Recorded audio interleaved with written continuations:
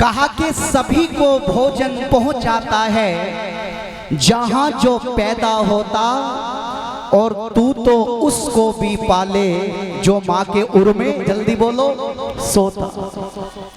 ओ मेरे प्यारे सज्जनों, जब परम पिता परमात्मा ने इस सृष्टि को बनाया और सृष्टि को बनाने के बाद में मनुष्य जाति को बना दिया, तो प्यारे मेरे आर्यों, सभी के खाने पीने की, रहने की व्यवस्था किसके ऊपर आती है? यशपाल जी, हमें आपने 4 दिन के लिए सूरजपुर में बुलाया, तो हमारे खाने की, रहने की, पीने की जिम्मेदारी तिलपता वालों के ऊपर आती है या सूरजपुर वालों के ऊपर आती है? जल्दी बोलो। सूरजपुर वालों के ऊपर आती है। यहाँ तो हमने खाने पीने के लिए बांट दिया है। बोले सूरजपुर में आए हो तो सूरजपुर वाले खिलाएंगे, तिलपता वाले क्यों खिलाएं? लेकिन ईश्वर की अदालत में मेरे प्यारे सज्जनों ऐसा कदापि नहीं होता।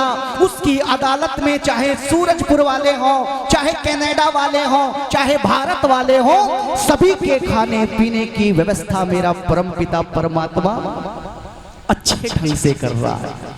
और कैसे कर रहा है?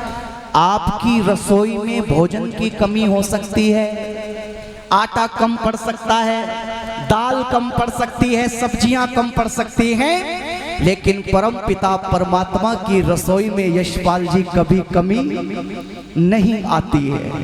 और सोचिए, जरा विचार करिए, एक एक दाने को जब हम खेत में डालते हैं, मक्का, गेहूं, बाजरे के दाने को मंत्री जी जब हम खेत में डालते हैं और जब फसल अपने मौसम में आती है तो कितने दाने मिलते हैं?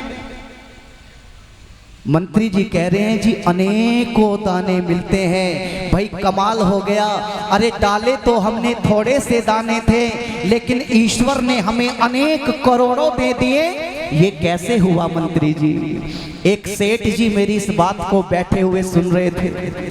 सेठ जी खड़े हो गए, बोले संदीप जी ये बात सही है क्या? हम खेत में थोड़े से दाने डालें और जब 5-6 महीने के बाद में फसल को काटने का नंबर आएगा तो करोड़ों दाने हमें मिल जाएंगे, क्या ये सही बात है? मैंने कहा 100% सही बात है। सेठ जी थोड़े से स्वार्थी थे। वो कहने लगे यदि ये सेम फॉर्मूला मेरे घर में रखी हुई तिजोरी के साथ में हो जाए तो आनंद आ जाएगा। मैंने कहा क्या मतलब? बोले मैं अपने घर की तिजोरी में 1000 रुपए रखूं और जब 5 महीने बाद तिजोरी का गेट खोल करके देखो तो उसमें से लाखों रुपए मुझे मिल जाएं, क्या ऐसा होना संभव है क्या मेरे यारियों? जल्दी बोलो। यदि यशपाल जी ऐसा होना संभव हो गया ना, तो फिर दैविक रचना में और जैविक रचना में कोई भी अंतर शेष नहीं बचेगा मेरे यारियों। आइए, कितने अच्छे ढंग से परमपिता परमात्मा हमारे खाने पीने की व्यवस्था करता है। केवल जो पैदा हो गए उनके लिए ही नहीं, अरे जो अभी बच्चा नवजात शिशु माँ की कोख में पल रहा है उसके लिए भी कितनी सुंदर व्यवस्था कर दी परमात्मा ने। और कैसे कर दी कि सबके मालिक जग के पालक, सबके मालिक जग के पालक, तेरा ढंग निराला है। सबके मालिक जग के पालक, तेरा ढंग निराला है। जीव जहाँ जो पैदा किया है, जीव जहाँ जो पैदा किया है, तूने सभी को पाला है। जीव जहाँ जो पैदा किया है, तूने सभी को पाला है। वाह!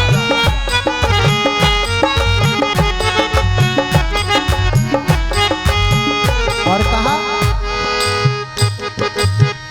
बच्चा माँ के गर्भ में आए, माँ को ये मालूम नहीं, बच्चा माँ के गर्भ में आए। माँ को ये मालूम नहीं, लड़की है या लड़का है, लड़की है या लड़का है, गोरा है या काला है, लड़की है या लड़का है, गोरा है या काला है। सबके मालिक जग के मालिक, तेरा ढंग निराला है।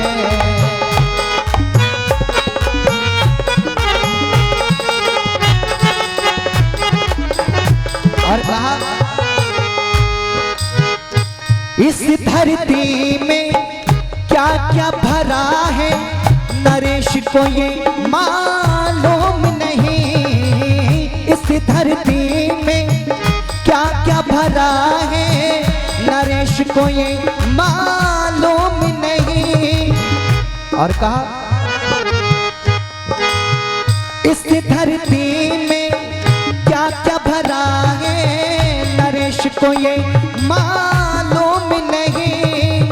ज्ञान कराएगी वेद माता, ज्ञान कराएगी वेद माता, करते ज्ञान उजाला है। ज्ञान कराएगी वेद माता, करते ज्ञान उजाला है। सबके मालिक जग के मालिक, तेरा ढंग निराला है, तेरा ढंग निराला है। जी बोलो तेरा ढंग निराला है, तेरा ढंग निराला है, तेरा ढंग निराला है, तेरा ढंग निराला